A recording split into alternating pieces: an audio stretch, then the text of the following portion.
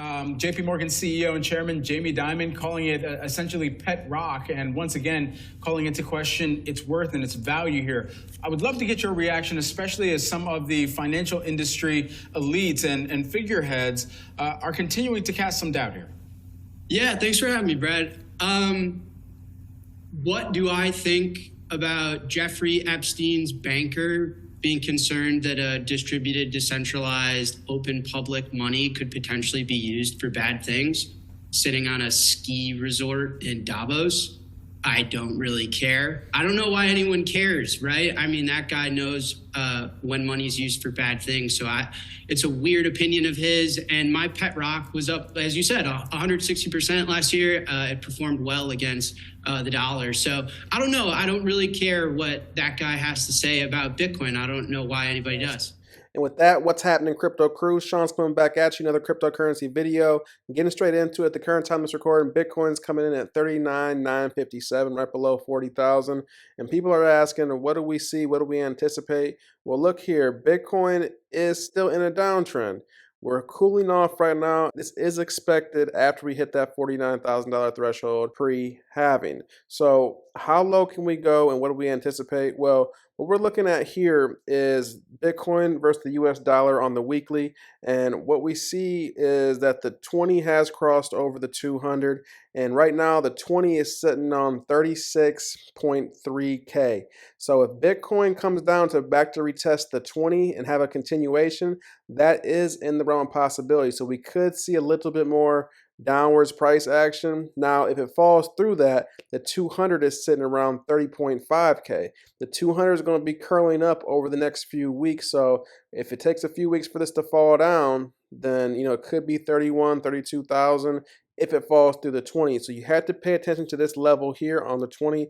This is on the weekly, remember. Let's take a look at Bitcoin on the daily. The daily shows more space between the 200 and 20, but the 200 is way down at 33.6K. So could we see that? We're seeing that the RSI is in a downwards direction, down to the right. So February could be a red month. The MACD has not changed momentum yet, and we could be seeing a bottoming out structure sometime soon. But if we do come back down to retest this lower level towards the 200 and this upper bound, we'd be looking at the current time it's recording. This sits right now around the 34, almost 35,000. The 200 itself is at 33.5K. So will we necessarily come all the way back down to retest this previous resistance and flip it to support? That's the 31.5K range. That's not out there a possibility, but we do need to narrow this gap up. So we will have some downwards price action, but this is intermediate. This is in the short term. After this meltdown comes, then it's going to be off to the races post-halving. So remember this. This is something that you don't want to forget, because every halving, we have a meltdown after we come up and hit that technical target that we've been telling you over the past few months. An update from Ether Nation now. This is a healthy correction ahead of the halving. Every time we see this, 2012, we come up and hit our head on that retracement level, have a correction before a blast off. Every single time, hit our head, correction, blast off, hit our head, correction, blast off. Now, this right here was actually the correction here in 2019. This was a black swan event, so you don't want to really count that fully. That was an ABC correction, technically, per TA, but are we going to see something similar? Possibly. It could be in the realm of possibility. We could have a slow meltdown. How low we go? We don't think we're going to go below 30,000. Is there a possibility of a wick below 30? That's definitely in the cards. You can't discount it. But either way you cut the cloth, every time this correction's over with, it's off to the races over the past 3 cycles. Total 3. What do we see? What do we anticipate? Looking at the RSI, we do see that there is some momentum that could come to the downside to retest lower levels as well. And this is extremely overbought per the MACD, and the momentum oscillator could start to change and put in lower price action going into the halving once again.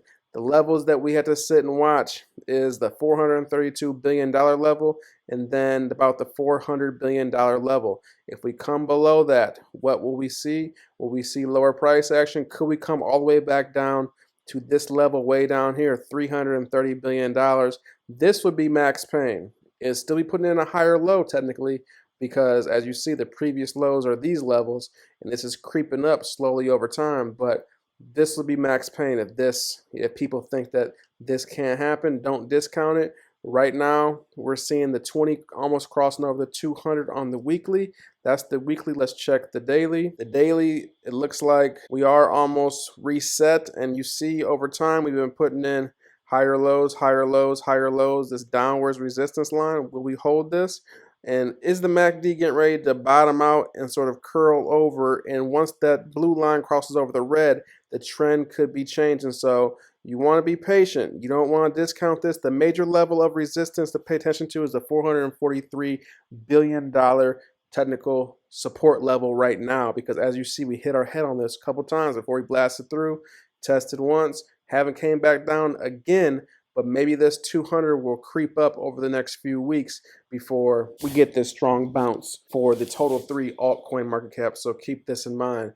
An update from Mickey Bull, what he's calling for alt seasons already confirmed. Whenever the Gaussian channel turns bullish, macro correction is needed for a healthy bull run. Look here, every single time, turn green, correction, blast off. Every single time, turn green, correction, blast off. Same thing, zooming in here. Every single time, turns green, correction. Get ready to see that blast off over the next 12 to 18 months. Don't miss out on this. And without further ado, we have an update from Ray Dalio. Let's get the latest from him and see what he's talking about. Indicators of when a fiat currency is going to decline and to collapse is when those who are holding its debt sell the debt, and the government, central bank, has to print money to buy that debt in large size while that's going down. Those are the most important indicators. So that you can see it, again, I want to repeat, selling the debt so that there's a big supply-demand imbalance, and the central bank having to come in there and buy the debt that no one else will buy in large quantity, so that then there's a currency devaluation. You have those three things aligned, the currency devaluation going down at the same time as those other two things are happening. And that's been a classic. It's like a bank run. They come to the bank, there's not enough money in the bank, and so they have to make up the difference by the printing of money. And there you have from Ray Dalio, and he's telling you what the Federal Reserve and the central banks are going to be doing. They're going to be printing money because they have no choice. That's how they make up the deficit. But in turn, what's that going to do? That's going to continue to debase the hard-earned dollars that you're earning from whether you have a business, whether you're an employee making a wage. That's going to diminish your purchasing power over time. So as they continue to print and debase the money, there's one option. And we went over this with you countless times, and that's Bitcoin. And with that, that's all I have for you today. Once again, I'm Sean with the Bitcoin Bros. You guys like this content, go ahead and smash the like button. If you haven't subscribed to the channel, go ahead and show us some love. We appreciate the support. With that, that's all I have for you today, and I'm out.